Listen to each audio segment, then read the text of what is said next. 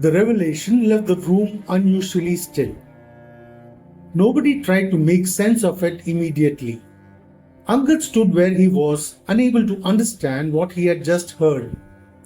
BK quietly walked out to the veranda and remained there for a long while, looking into the streets beyond the guest house.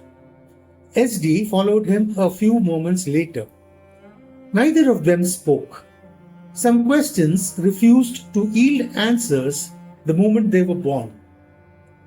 BK eventually broke the silence. He asked SD to immediately establish contact with Dr. Matthew Varghese at NIMHANS, Bangalore. The entire case history was to be forwarded through Commissioner Maya Madhavan's official email, and he wanted the psychiatrist's preliminary opinion at the earliest. It was the first time since the investigation had begun that BK looked beyond conventional investigation for answers. While SD attended to the call, Angad remained quietly watching BK. There was uncertainty on his face, but it carried none of the fear that had begun to weigh upon the others. He simply waited, trusting that BK would know what to do next. BK walked towards him, placed a reassuring hand on his shoulder, and gently asked him to remain strong. It was all BK could offer at that moment. By the time SD returned, Dr. Varghese had agreed to examine the reports as soon as they reached him. BK decided not to lose any more time. There was one place he wanted to visit before the sun set into the darkness.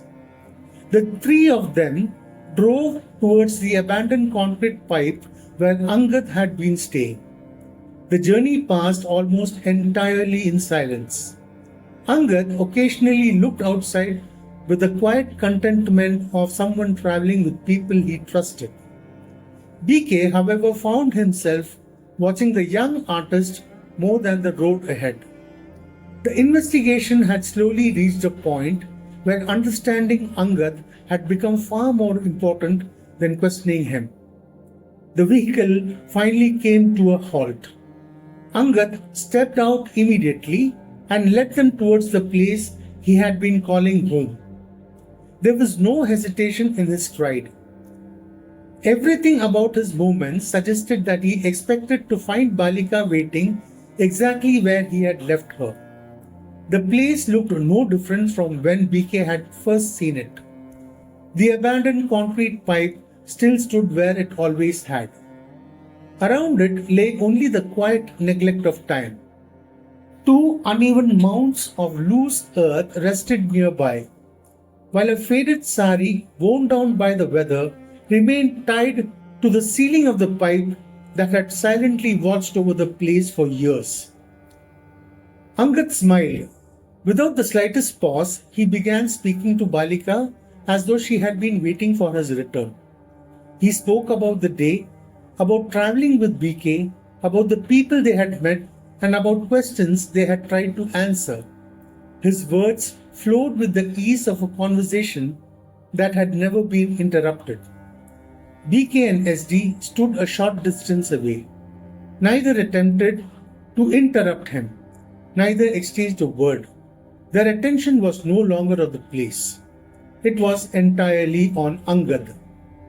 After a while, Angad turned towards BK and insisted that he acknowledge Balika's presence.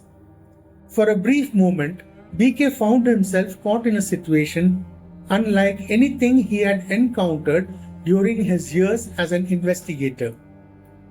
Choosing kindness over confrontation, he gently steered himself through the moment and reassured Angad that Balika was indeed a beautiful young woman. The answer was enough. Angad smiled with quiet satisfaction before turning back towards Balika, continuing a conversation that only he could hear. A little later, he agreed to accompany BK for a few days. He walked inside the concrete pipe and began collecting his belongings. One bag was discarded almost immediately after a strong stench rose from it. He picked another instead, folded a few clothes into it, added a small box of colored chalks, and gathered a few personal belongings that lay scattered around the narrow space. Once everything was ready, Angad stepped out carrying the bag over his shoulder. Before leaving, he turned once again towards the empty space beside the tree. He told Balika that he would be accompanying BK to help him solve an important case and that he might not return for a few days. He then asked her to take the television back to her house before quietly walking away. BK and SD followed him in silence. Neither looked back. By the time they returned to the guest house, Maya had already arrived. Balaton had quietly arranged tea and snacks for everyone. But very little was spoken around the table. The events of the evening had left each of them occupied by thoughts they had not yet found words for. BK finally looked towards Maya and quietly indicated that he wanted to speak with her alone.